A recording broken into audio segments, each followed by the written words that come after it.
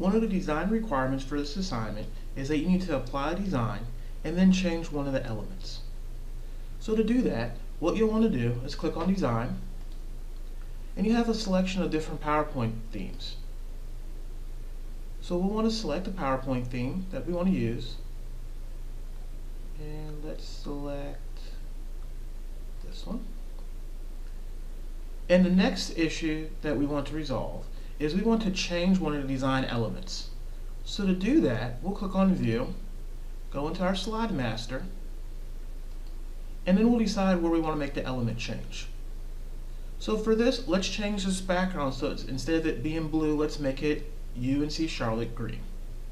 So to change that, we want to right click, select Format Background, and then under this drop down, we want to change the color. So I know what the RGB color is.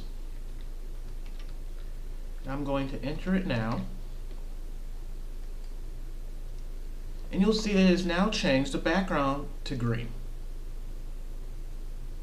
You're welcome to change any other design elements, but make sure you've changed at least one of the design elements.